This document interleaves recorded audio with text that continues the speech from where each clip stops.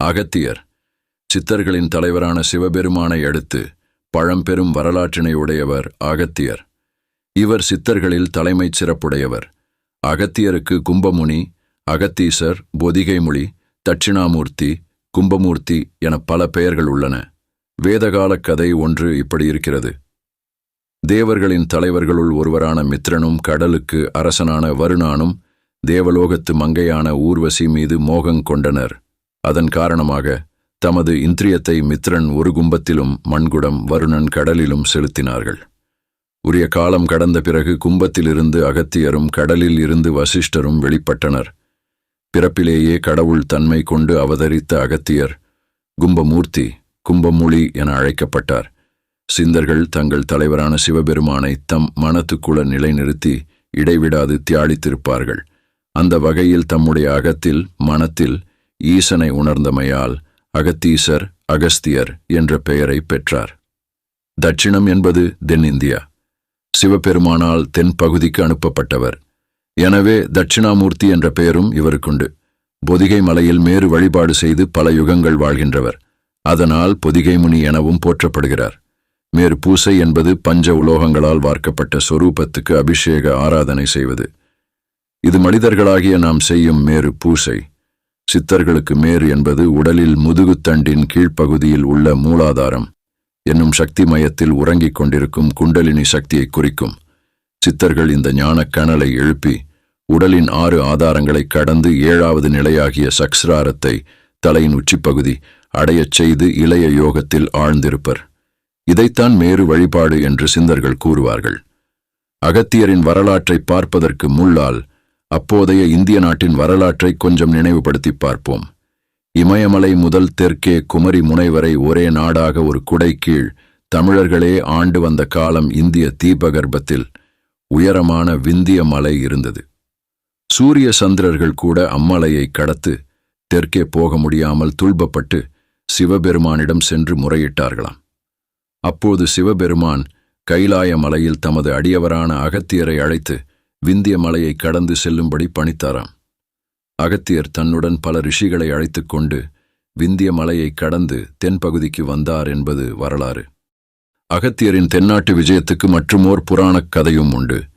சிவபெருமானுக்கும் உமையம்மைக்கும் கைலாயத்தில் திருமணம் நடைபெற்றது. திருமணக் காட்சியைக் காண தேவர்களும் பூதகணங்களும் கைலாயத்தில் வந்து குவிந்தனர்.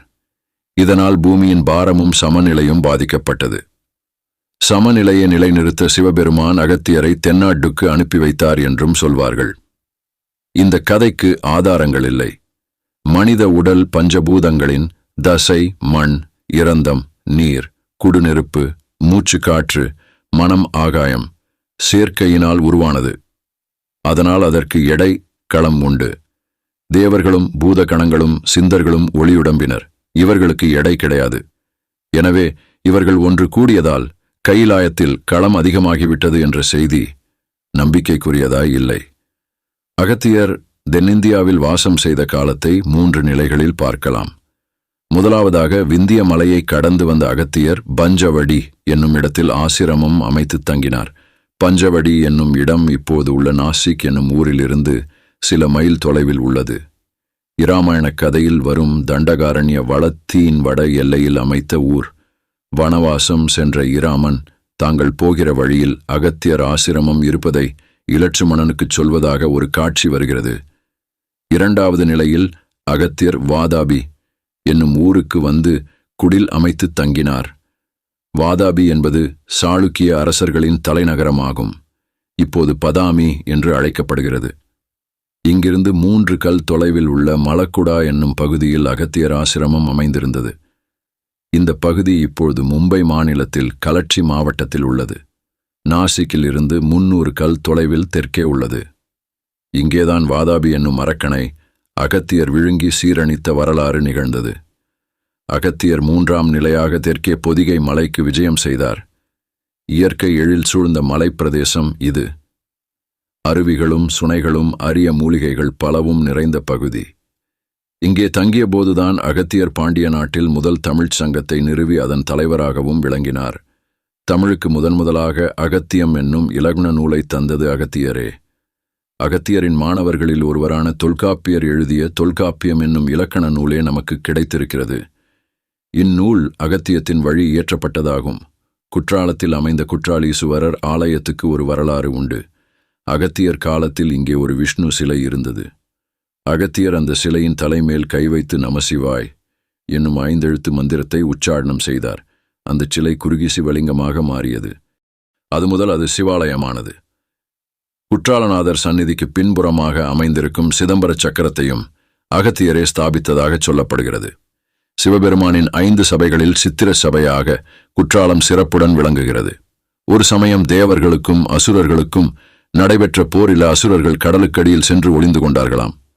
தேவர்கள் அவர்களை வெளியேற்றும்படி அகத்தியரிடம் வேண்டிக் கொண்டார்களாம்.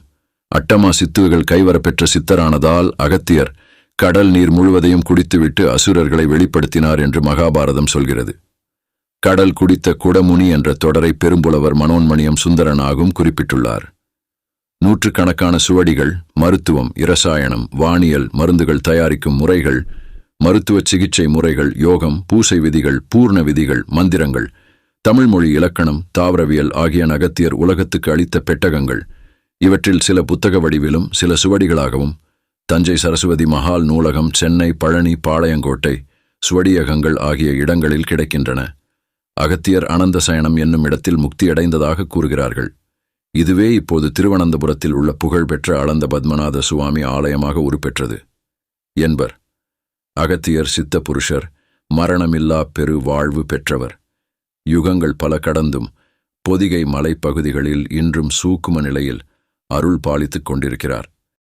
திருமூலர் சிதம்பரம், பாம்பாட்டி சித்தர் விருத்தாச்சலம், இடைக்காடர் திருவண்ணாமலை, பதஞ்சலி இராமேஸ்வரம், சுத்தரானந்தர் மதுரை, மச்சமுனி திருப்பரங்குன்றம், இராமதேவர் அழகர்மலை பழமுதிர்ச்சோலை, போகர் பழனி, அகத்தியர் திருவனந்தபுரம், கொங்கணவர் திருப்பதி திருமலை, நந்திதேவர் வாரணாசி காசி, வன்மீகர் எட்டுக்குடி, கோரக்கர் பொய்கை நல்லூர், கமலமுனி திருவாரூர், குதம்பை சித்தர் மயிலாடுதுறை, தன்வந்திரி வைத்தீஸ்வரன் கோயில், சட்டைமுனி ஸ்ரீரங்கம், காங்கேயர் கரூர்.